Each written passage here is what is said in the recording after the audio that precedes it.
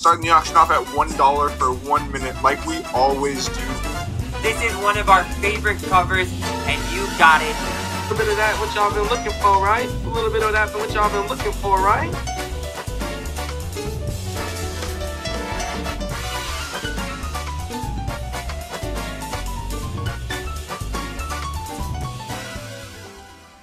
Next, we're getting into the newsstand versus the direct conversation. So for those of you who are unfamiliar, it's Comic Book 101, comic fam. We have two different ways that comic books get distributed. The first is the direct market. This is when individuals order things directly from a source. The newsstand is really those OG ways that comics used to be sold. And really that's happening less and less. And you're going to see here on this graph, which I will show you right here, right now, over time has gone from back in 1979, upwards of 94% of the market share was sold on a newsstand, on the streets, get your newspaper kind of stuff, all the way to 2013, where a mere 1% is actually sold on newsstands. So the way that you're going to be able to tell the difference, there's a handful of ways that comics indicate the difference between a direct and a newsstand.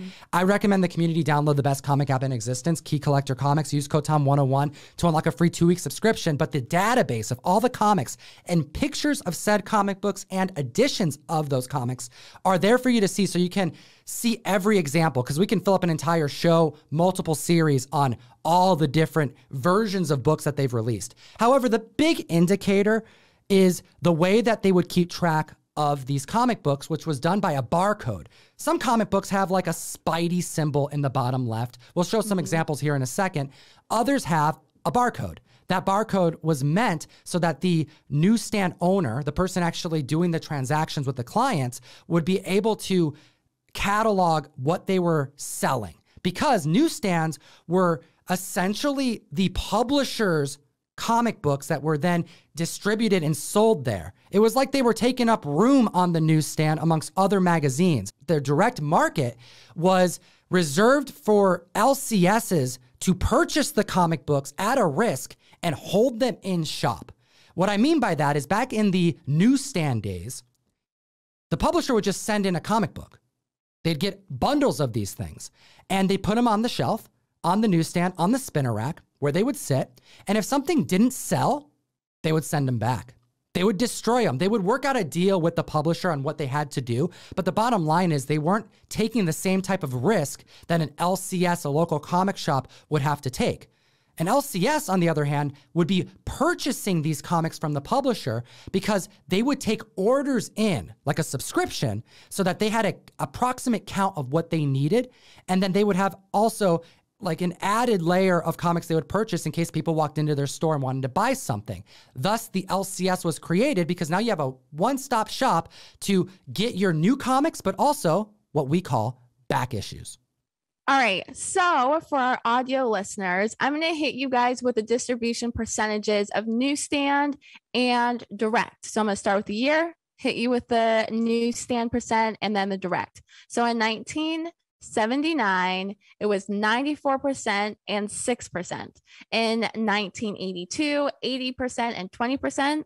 1986, 50% and 50%. And I'm going to just add a little point here. This is when the LCS began to become prevalent. That's why we see a 50-50 percentage split, but it changes very quickly. Oh, yeah. For sure, like real fast. Because in 1990, it's 15% and 85%. 1995, 10% and 90%. 2000, 5%, 95%. And in 2005, it's 2% and 98%. And then in 2013, we see 1% newsstand, 99% direct. We're in 2021 now, and the percentages are pretty much the same. Let's take a look at some comic books here. I have Key Collector Comics pulled up, and we're looking at an Amazing Spider-Man 300 newsstand. Average high sale, and we're not talking about graded sales. We're talking about the average high sale, 9.2 or so and above, exceeding $1.3 thousand. Now, when we look at this particular comic book, you're going to notice the barcode on the bottom left. That is literally all we're talking about as far as the difference between this book and the direct market copy. Now, why that's important is because this particular comic book means that it was not sold at an LCS, and that's what matters. But bear with me because we're going to explain why that matters here in a second.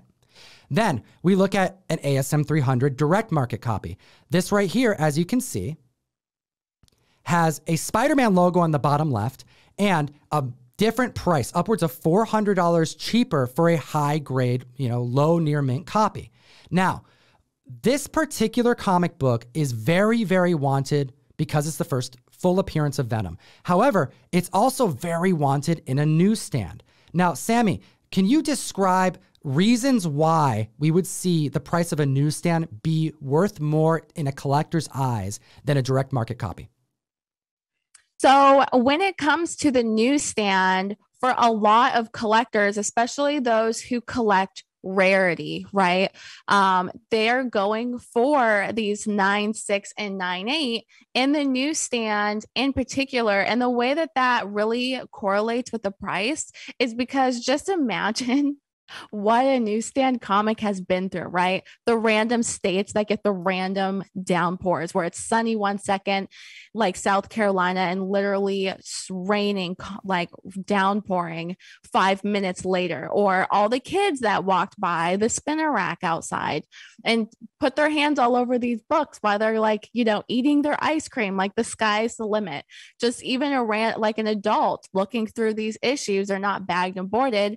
They're just sitting on the stand, any type of stand outside in the elements, dust, smog, rain, fingerprints, dirty hands, all of the things. So when these comics make it through all of the things, literally all the things that you see out and about walking in the city or downtown, that comic book survived all of that and made it to be a 9.6 or a 9.8, which even today, honestly, is kind of hard to acquire. Comic fan, we have to stress that the difference between newsstand and direct as it pertains to collectible value, it's all about the grades, specifically 9.6 and 9.8. And 9.6 is kind of a new phenomenon. Really, up until the last year and a half, people didn't care about a 9.6 newsstand versus a direct market copy. However, because the 9.8s have gone just to the moon at this point, well, now members are hunting for 9.6s and seeing that they are indeed fairly scarce, not as scarce as the 9.8. Like, Sammy, think about, people who deal with newspapers and how, when they're doing like the paper boy, paper girls type of thing, they're taking the newspaper out, they're throwing it, trying to hit the door so they don't have to get out their door and, off their bike or whatever, You think about USPS, how they handle things. These comics, there are pictures of these online where you can see how they were packaged and delivered to these newsstands. They were in stacks. They were wrapped just like newspapers were wrapped with a string around it on all sides of the covers, essentially making every one of the top 10 and bottom 10 minimum VF copies at best. Solid spine ticks. Yeah. Then, as you mentioned, having to deal with the elements, kids. These newsstand dealers, they didn't care about these as collectibles. If anything, they were more concerned about getting rid of them. That's actually how we got things like overspray, the paint that you may see on the tops of some comic books, or date stamps. These types of things were indicators that these newsstand dealers would put on the comic books so they knew what was old and what was new, so they can keep track. They're dealing with a lot of other things besides comic books. They didn't care as much as we do today, and that's why these prices are so much higher in high grade specifically. However, I think it's also fair to note that there are members of the community, we're looking at this graph here, the 50-50 split happened in 1986. Some people may go, man, well, in 1982, the majority of these copies that were newsstands made up the market, 80% in 1982. So should we be looking at these dates prior to 86 the same as post 1986 because there was a plethora of newsstands versus direct market? And I say no. Just using our shopping perspective, right? Probably around 30,000 comics Okay. So a lot of them are newsstand, like a lot of them. But what I have noticed is a lot of them are absolutely nowhere near high grade, nowhere near high grade. And that makes me feel like even though there was 80% in 1982, just from what I've personally seen, the books I've seen, and I can tell you I have not seen a high grade newsstand come in our shop that I'm like, oh my gosh, I have to get this graded because it's so gorgeous. I've seen newsstands that look like they were on a newsstand. Absolutely. So I feel like the fact that, there was 9 or 15% in 1990 were newsstands. I feel like comics were looked at more as collectible then. And, in 1982, where there's 80%, I still feel like personally that a massive amount of those books were beat up because they were on the newsstand rack. I'm going to hit the community with another example of a key comic, but a modern one that has a newsstand edition, which means that it marks under 5% of the market share, approximately 1%. Amazing Fantasy 15, the first appearance of Amadeus Cho, a great spec character, next-gen hero, and one that is quite pricey. We're looking at a $425 high average sale for a direct market copy. And for our audio listeners, this has a barcode for both editions. This is why you got to download Key Collector Comics. This particular direct market copy, though, above the barcode says direct edition. That's how you're able to tell the difference between this one and the newsstand, which, as you can see here, doesn't have the words direct edition. Now, this is a unique book for a very particular reason.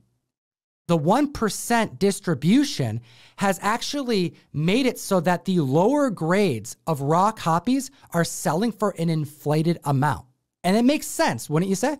Yeah, I definitely have to agree with the fact that that 1% does feel different because, like, I keep using my husband Tony, for example, but he just really, really loves collecting rarity. He's been collecting for a lot longer than I have. And I see this in a lot of my friends in the community and our customers as well.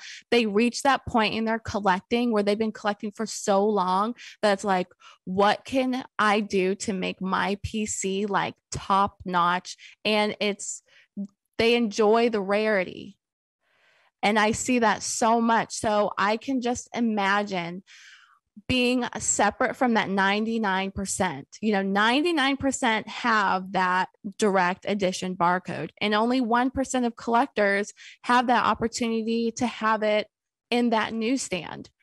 So that high of having that, that particular item, that particular collectible, that's just so much rarer than the rest in general. I see that so much, and especially in those who have been collecting for so long. Yeah, it's like rarity is becoming more exciting than the grade itself. Coupling that with, you may never see a newsstand available come to market, again for some of these books. And you may be waiting another year before one comes up. And maybe that one that comes up is a VF. In that moment, if the buyer is there, if Tony is there, they may throw down the money just to secure it because they may not see one for quite some time. I happen to know that ASM 300 at 9.8, the newsstand, when that comes to market, it's a big deal. We all watch it. Dealers are waiting to see where it ends up. However, the most excited newsstand collectors, they're all waiting patiently for ASM 298, Todd McFarlane's first Spider-Man, and 299, cameo appearance of Venom, Todd's second Spider-Man, to show up on Heritage at a 9.8. There hasn't been one. There's no recorded sales for it as far as I know, and there certainly aren't recorded sales for those two issues on eBay. And when those come to market, they're bound to break records.